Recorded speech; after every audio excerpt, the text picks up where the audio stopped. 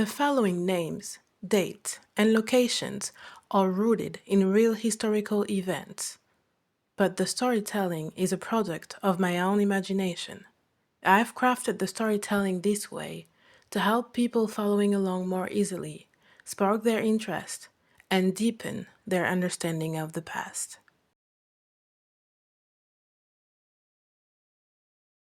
She had the chance to grow up in a family of modest means. Nothing was special about her. At least, this is what she was thinking.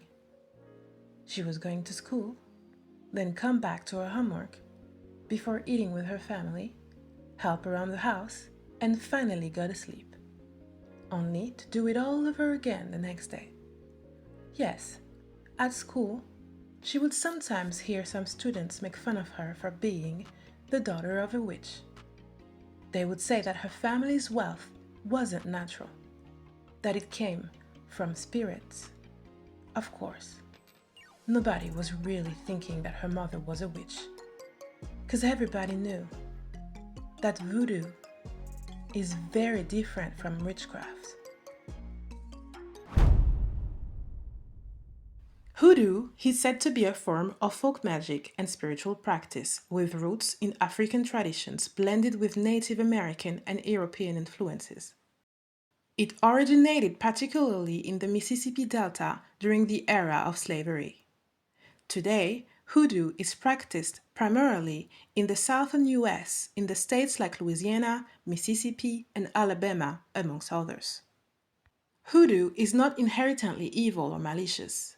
It's a diverse practice that uses roots, herbs, minerals, animal parts, and personal items in their spells and rituals. It's often used for protection, healing, and empowerment.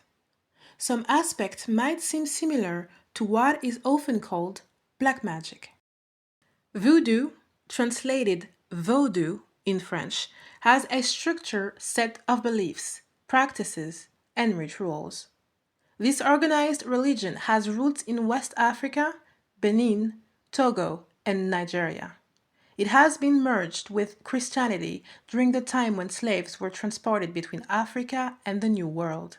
It's a mix of elements from the ancestral religions of West Africa and Christianity, forcefully instilled to the slaves in the sheepfolds.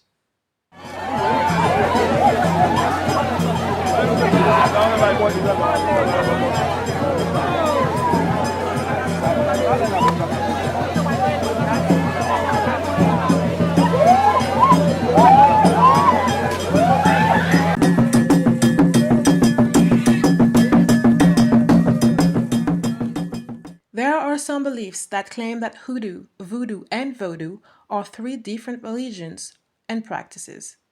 However, from my own research, it seems that voodoo and vodou are actually the same religion with the same practices.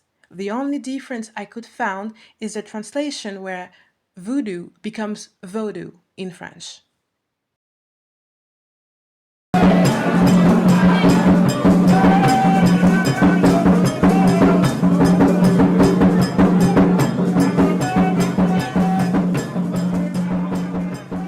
Voodoo has multiple deities, but the supreme god is Mawu.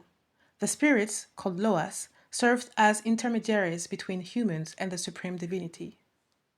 There are several Loas in Haitian voodoo, including the spirits of love and beauty, the protective spirits of farmers and crops, the twin spirits, the spirits of war and fire, the gods of initiation, the spirits who opens doors, the spirits of the forge and blacksmiths, as well of the spirit of the sea and fishermen.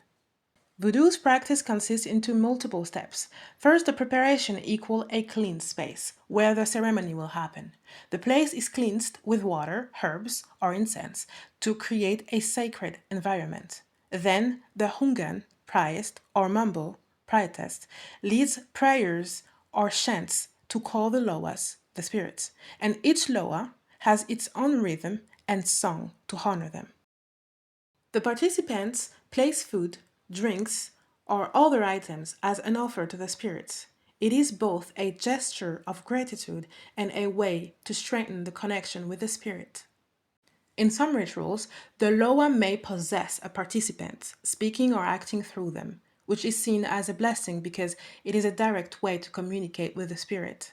The spirit offers advice, healing, or protection through the possessed person. Participants may also celebrate with dancing and fasting to honor the loa and reinforce community bonds.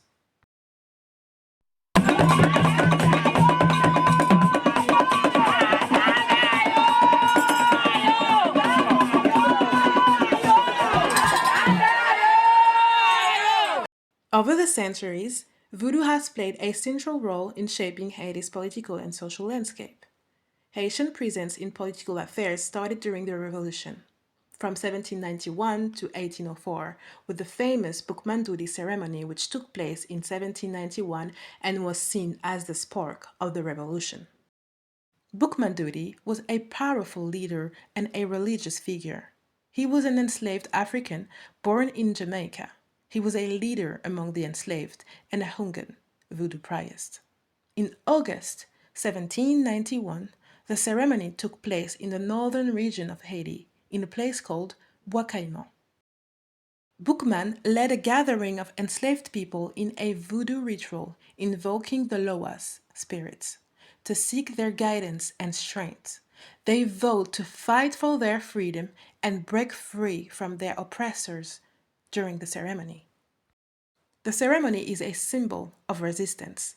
Boukman's speech and the invocation of the Loa gave a sense of purpose, unity, and power to the enslaved people. They saw the revolution not just as a political struggle, but as a spiritual one. The God who created the sun is the same God who created us. We're not meant to be slaves. This was one of the most famous lines attributed to Boukman. The Boukmandoudi ceremony is a turning point that combines spirituality and political action, motivating a revolution that led to the first successful slave uprising and the creation of Haiti as the first independent Black republic in 1804. Throughout Haiti's history, some leaders have aligned themselves with voodoo to connect with the masses, who often see voodoo as an integral part of their cultural identity. A political leader's support or rejection of voodoo can impact their popularity and legitimacy. Hungans and Mambos have significant influence in Haitian communities. They guide people and act as political and social mediators and counselors. In some cases, and through subtle and informal ways, they influence elections or political decisions.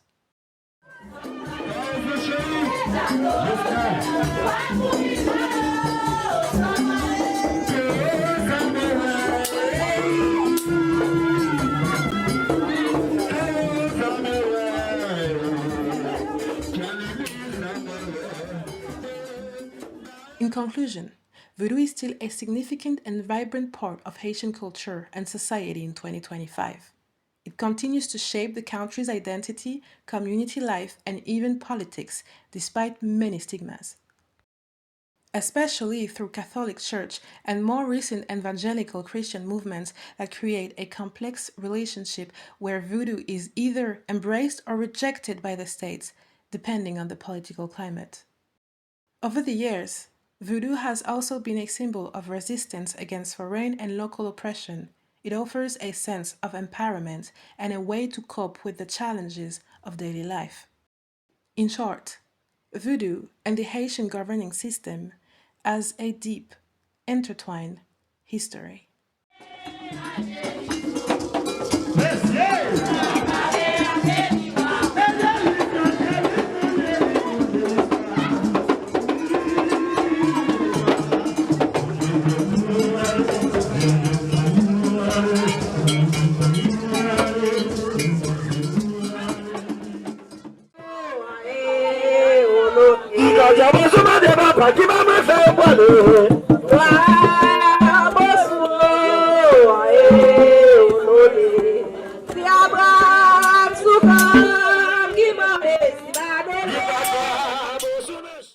In an article published on Monday, December 9, 2024, on Le Monde.fr, it was reported that a prominent gang leader in Haiti, attributed his son's illness to the actions of voodoo priests and practitioners.